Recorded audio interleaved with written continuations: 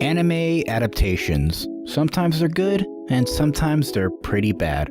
Is it due to the source material being changed to fit a runtime? Or is it due to studio meddling? Or could it just be the studio was too lazy, so made the worst anime adaptation, Dragon Ball Evolution? Yeah, nothing I like more than seeing this Noku fight a guy who looks like Jim Carrey wearing the mask. And don't get me started on the lack of Krillin. That movie gets a 0 Dragon Ball out of 0. Just because my name is Chi-Chi doesn't make me a complete idiot. Right, because there's a lot stupider names than Chi-Chi. But what if I told you there was an anime movie adaptation that not many remember? What if that movie changed a few things around from its source material, but it retained the heart of what the character is? Well, look no further, cause the movie I'm talking about is Astro Boy, a 2009 film based on one of my favorite animes growing up. Now, I don't see many people talking about this movie with kind words. The Rotten Tomatoes score seemed very mixed on this movie, but that's why I'm here to change all that. Hello amigos, ramen coming at ya. And I need to tell you right now, I'm a huge Astro Boy fan. From playing the game on the PS2 to watching the old black and white cartoon, the show had a great message for both adults and kids. After watching the 2009 movie, my love for Astro Boy grows stronger each day. Today, I want to take a look back at this movie and break it down and figure out why it's so memorable. So get ready to blast off and save people, cause we're looking at the Astro Boy movie right here on Ramen's Retrospective. Movies, games, cartoons, sitcoms, they're all things I enjoy. My name is Ramen. I'm here to have fun and look back at something old and new, while being a total goofball in the process. If it's good or bad, I'll be there with a smile on my face and a blue donut on my shirt. Are you ready?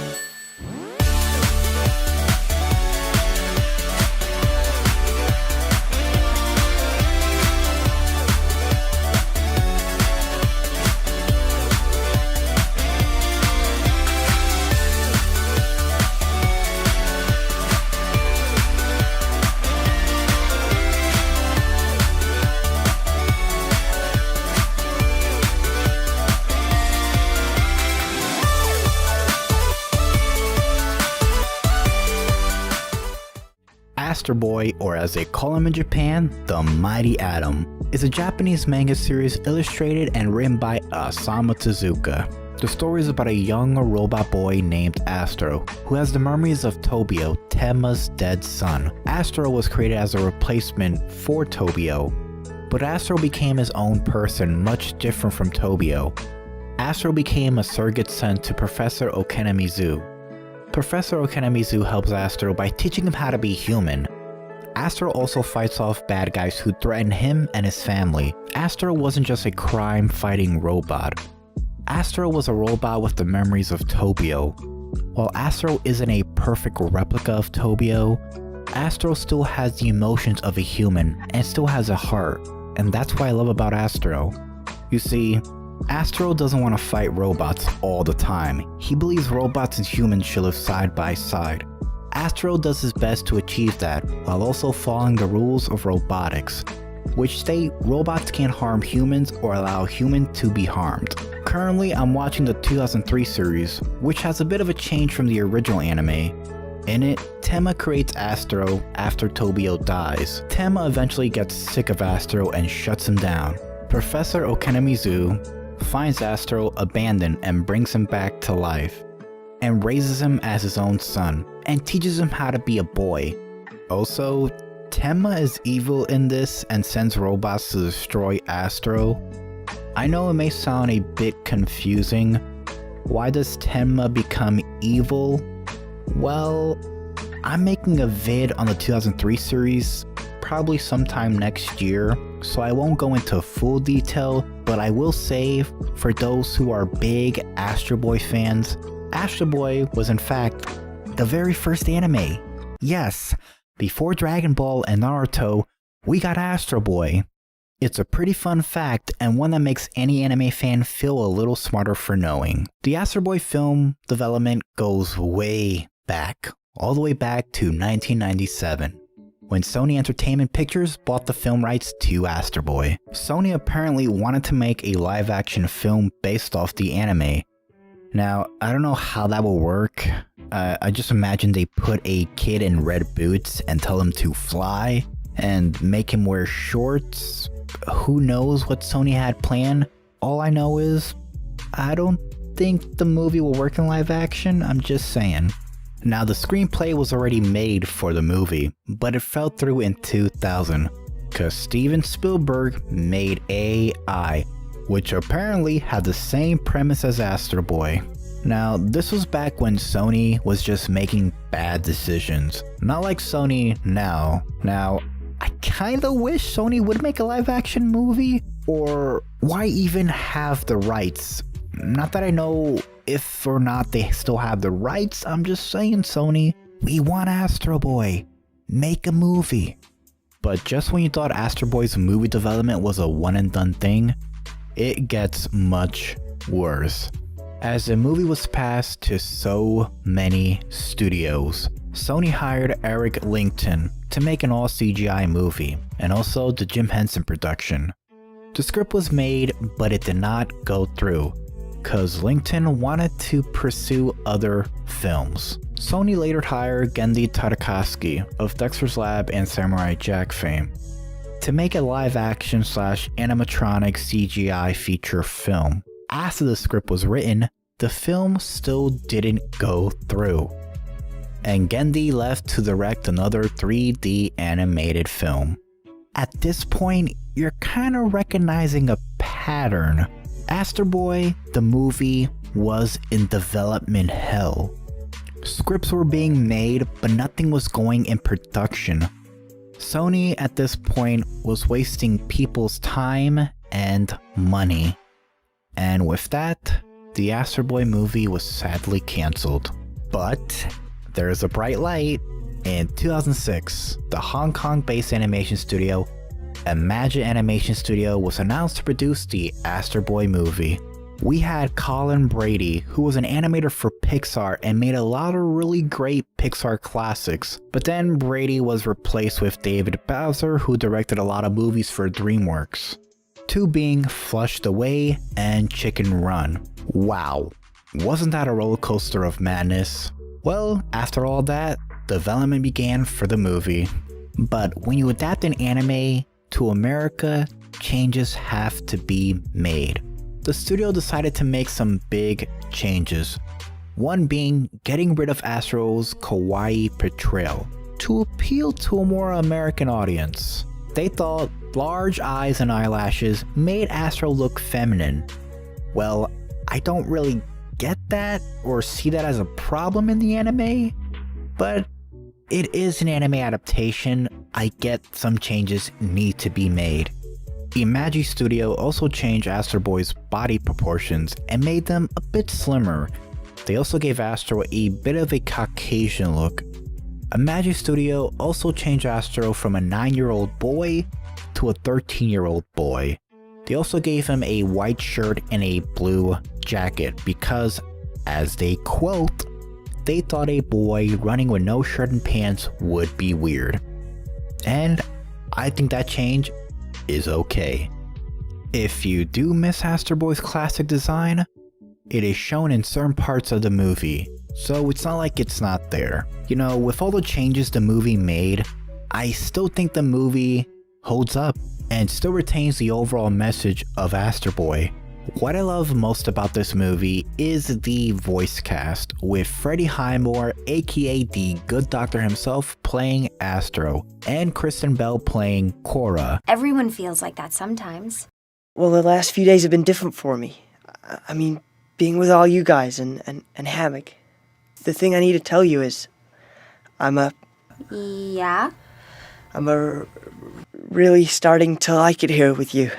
We like you too, Astro. And none other than the man himself, Nicolas Cage playing Tenma. This is not bad casting, as I do think Freddie Highmore pulls off Astro Boy's voice pretty well.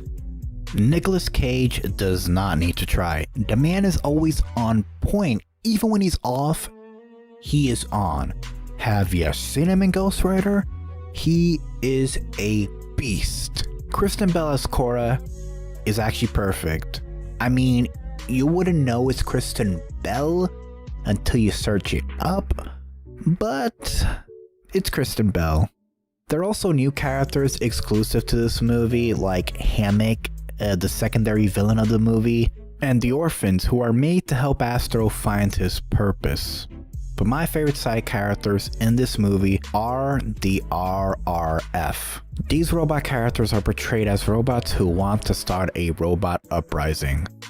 But their plans are pretty stupid because they can't harm humans due to the laws of robotics. For as much as I love the Astro Boy anime, the lack of great comedic side characters was always sort of a lacking point for the anime. Characters like Spark, Roboski, and Mike the Fridge are fun characters to watch. I want to get to the biggest problem with the Astro Boy movie. It's the marketing. The trailer did a great job detailing what the movie was gonna be, but the trailer doesn't tell you that the boy is killed in 6 minutes before being turned into a robot. A detail that should have been made in the trailer. Let me get this straight about this movie. The movie is not just about jokes, it's about friendship and heart. I mean, who the heck was in charge of the marketing for this movie? Okay, I want to shout at that robot saying, I have machine guns in my butt. But sir, a kid dies in the movie. How do we show that? This movie is for kids. All kids want their butt jokes and robot dogs. We want butts in seats.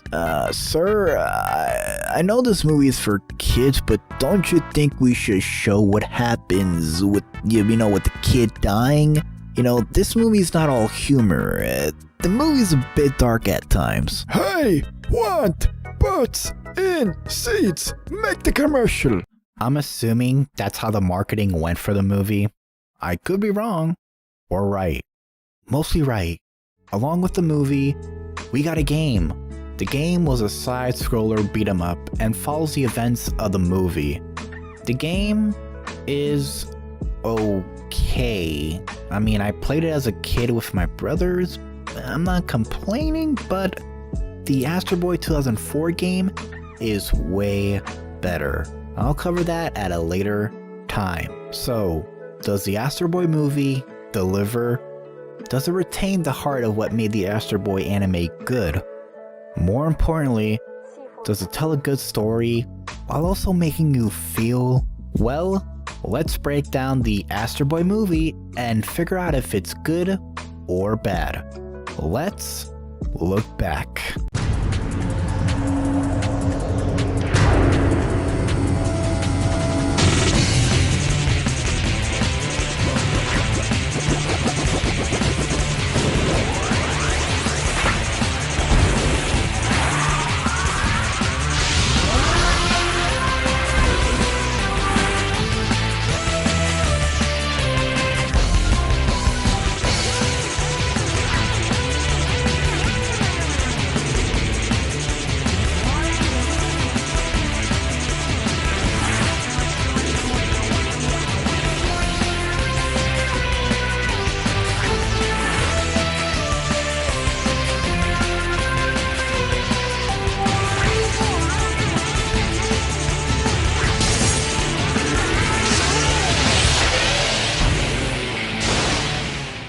The movie opens with a little animation explaining what Metro City is and how robots in Metro City are designed to help humans.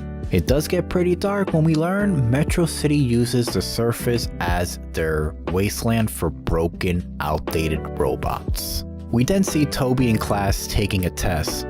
Toby finishes test because, he's super smart.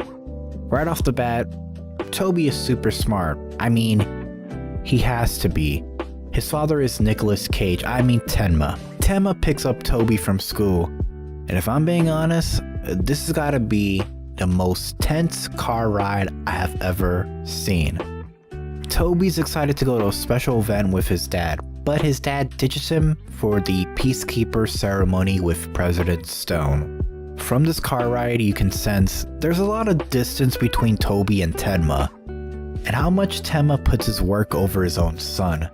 It's pretty jarring. Tenma tells the helper robot Orin to take Toby home. Toby then hacks Orin to take him to the Peacekeeper ceremony. During the ceremony, we learn about blue core energy and red core energy. The blue core can bring life back and is positive, while the red core is negative and can cause unpredictable chaos. Dr. Elfun, as he's called in the movie, warns against the blue core and red core combining, because together it can cause an explosion. Toby is then locked away in a room, but then Toby steals a key card from one of the security guards. Toby uses that card to sneak into the Peacekeeper ceremony to see his father. President Stone is shown the Peacekeeper robot and decides to put the red core energy in it and hijacks the robot. But then Toby decides to get a closer look, but the Peacekeeper becomes too hard to control due to the fact it can adapt due to the red core energy. Tenma locks the doors to keep the robot from escaping, but Toby is found to be trapped with the Peacekeeper. Then, the unthinkable happens. Toby is killed and Tenma is struck with grief. Watching this scene, I always tear up thinking how much pain Tenma's in. It's a very emotional scene and Nicolas Cage's voice performance really carries it. Where's my son? I'm so sorry, Tenma.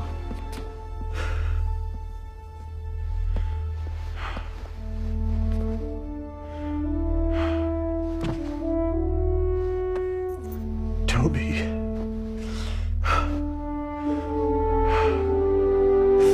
It's all my fault. Tenma then gets to work to build a robot son to replace Toby. Tenma uses the DNA from Toby's hat, so the robot has the same memories of Toby. Tenma puts the blue core in Toby's chest, bringing the robot to life. Toby is brought to life without any memory of what happened during the Peacekeeper ceremony. Toby doesn't even know if he's a robot or a human. After a good night's rest, Tenma decides to pull Toby out of school and decides to teach Toby his way. Then Tenma has to leave for an emergency meeting because, dude, you just got your son back.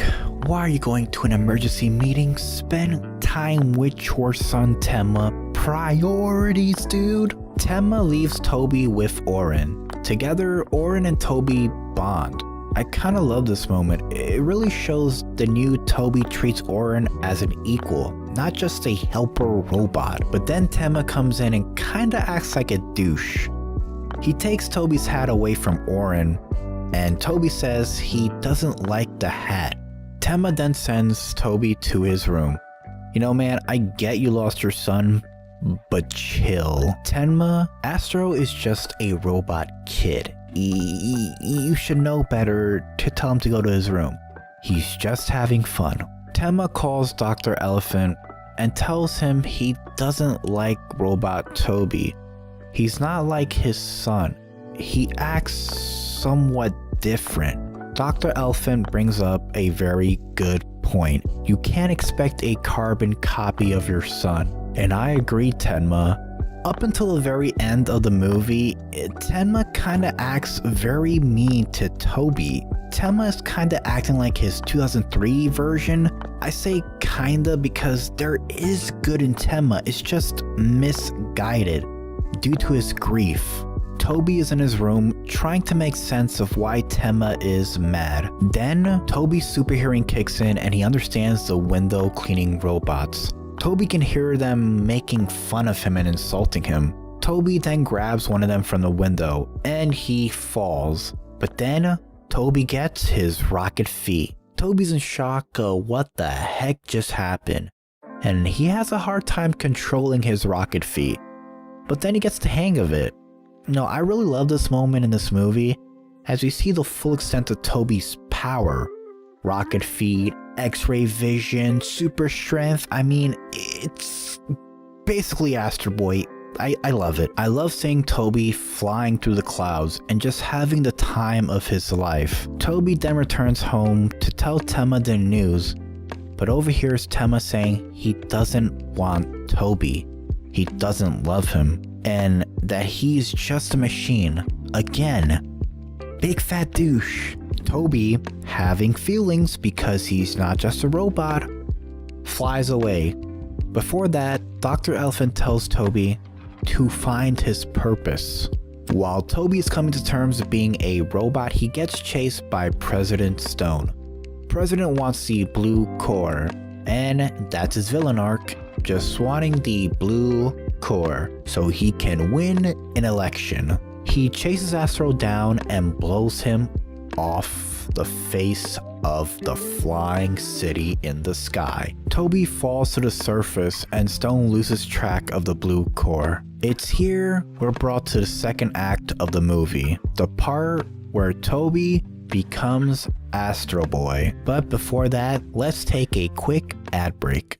Ramen Retrospective is brought to you by the awesome supporters over at Ko-Fi and viewers like you. Thank you.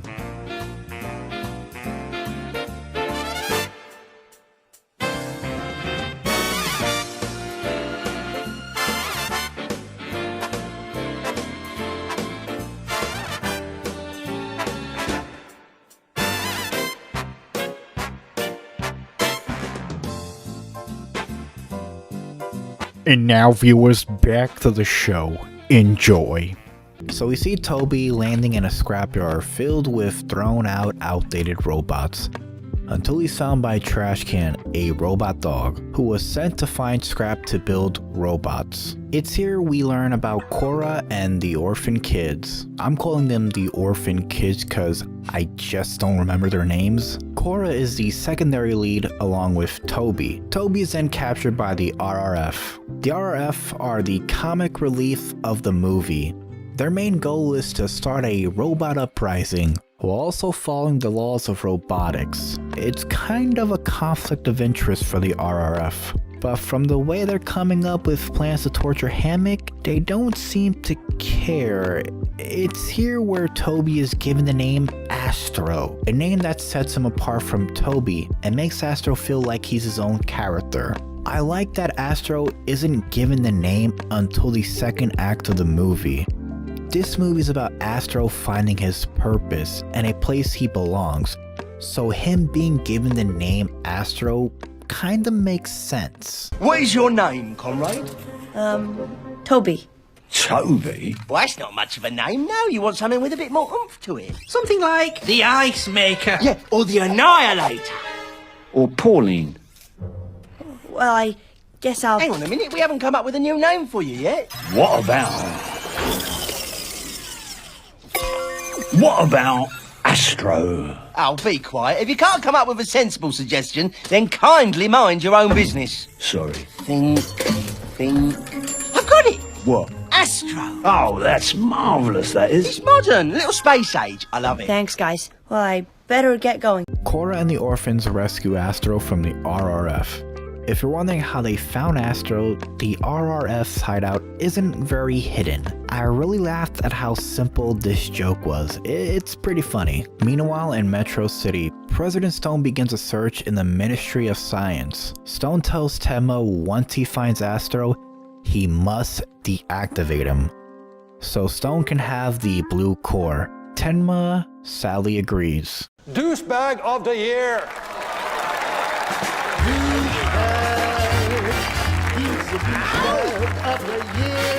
Back on the surface, we learn Hammock has made a pretty cool safe haven for kids who are left on the surface. Hammock is revealed to be a genius who loves robots. He worked alongside Dr. Tenma in the Ministry of Science, but was kicked out cause his ideas were too big to execute. Kids and Cora are unaware Astro is a robot, but Trash Can does know. Maybe robots can feel other robots. I don't know the actual signs, it's a bit confusing in this world. Hammock sends the kids out to find robot parts for his robot games. Trash Can tries to blow Astro's cover, but apparently one of the kids can't read. Yeah, right off the bat, the movie is following the liar reveal trope. Sadly, a trope many animated movies have. It sucks, but the trope doesn't bother me unless you're a snobby critic like some people. I'm fine with it. Astro then finds a robot named Zog. Astro goes inside Zog and brings him back to life with his blue core energy. When questioned how Astro brought Zog back to life, he lies and said he kicked it like a can. To be fair, that's how I turn on my TV. Now if Hammock doesn't know that by then, he really is stupid. I'm joking. Hammock's radar goes off and he senses Astro might be a robot because the detector can sense its blue core energy. We then get a generic watching the robot montage. I mean, it's fine. I can't really say anything. It's a montage. Like most animated movies have that. Not really a big deal. We then have this great heart-to-heart with Astro and Korra sitting on the car. We see Korra trying to get in contact with her parents from the surface with a broken phone. Astro fixes the phone so Korra can call her parents, but she still can't get in contact with them. I really like the scene of Korra and Astro just talking about their secrets. But Astro still doesn't tell Korra he's a robot. We then cut to the robot games where Hammock electrocutes Astro and tells Korra and the orphans Astro's a robot. Astro then wakes up in the robot arena. Astro refuses to fight because Astro has a heart and doesn't like to fight. He's not cold, but then Astro proceeds to kick a ton of pretty creative robots' butts. Hammock gets angry that Astro kicked all of his robots. So Hammock sends out Zog to finish Astro. Astro refuses to kill Zog and keeps getting zapped. Zog heads over to Hammock and lifts his right leg. Hammock says the laws of robotics, and Samuel Jackson says he's old school. Stop! The laws of robotics! You can't hurt a human! It's been that way for 50 years! I'm old school. Don't worry, Astro stops Zog from killing Hammock, which further proves Astro isn't just a robot, he's a robot with feelings. President Stone finds Astro. Astro agrees to go with Stone. Astro is then taken to Tenma for deactivation. But before Dr. Tenma deactivates Astro, Dr. Elephant has the sweetest talk with Astro. Astro tells Elephant he met great friends and it feels like he found his purpose. Tenma then removes the blue core from Astro. Tenma weirdly has a change of heart after Astro says this one line that just made me cry like a baby. Astro says, "I'm sorry, I couldn't be a better Toby." For you, if you don't have a tissue right now, grab one because this scene right here literally gets me every time.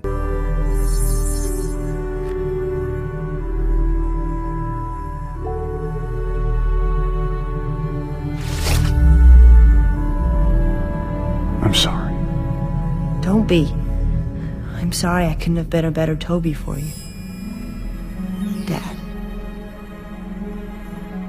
Tenma then gives the blue core to Stone, but takes it back and plays a game of keep away the blue core from Stone. Tenma then puts the blue core in Astro, and it's the sweetest moment. Tenma appreciates how unique Astro is, and that just because Astro isn't Toby, he's still his son. Stone gets the red core and puts it in the Peacekeeper robot. The robot absorbs Stone and goes on a rampage, and this is where Astro finally gets the rest of his powers, like arm cannons and machine gun butt. Astro is then saved by Korra and the orphans, but for some reason Trash Can is driving the car. Yeah, the robot dog is driving. If that's not funny, then I must be stupid. Metro City then begins falling out of the sky. Astro leaps out of the car and saves Metro City from exploding to the surface. Astro keeps fighting the robot hand to hand, but it's no use. Astro gets sucked into the robot as the robot absorbs the blue core. The Peacekeeper spits Astro out as the blue core and red core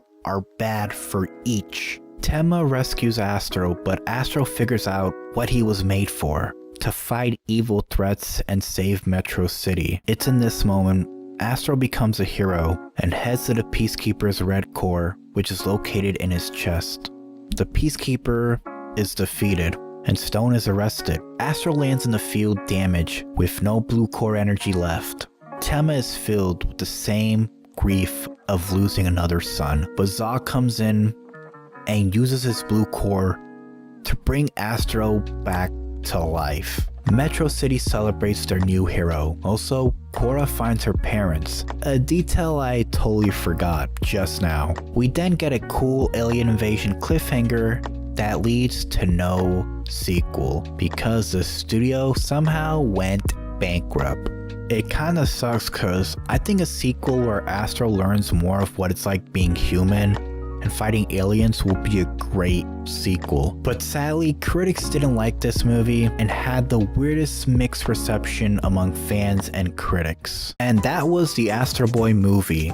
From its terrible production cycle to the many scripts that were written and that redesign, this movie went through hoops. While the movie changed a lot of Astro Boy's source material, it didn't change what Astro Boy represented. It had Astro's heroism, his bravery, and his ability to make friends. And at the end of the day, Astro Boy's message was always a robot learning to be human and finding a purpose. And I think this movie succeeds at that. This movie was always my favorite growing up due to its heart and humor and its way of making you feel like Astro is a character you can connect with. My name is Ramen. You have a good night. Who's the super cool cop? It always gets the bad guy. Donut boy! That's me, yeah. He brings a delicious assortment of sweet delights. Donut boy! Got a creamy filling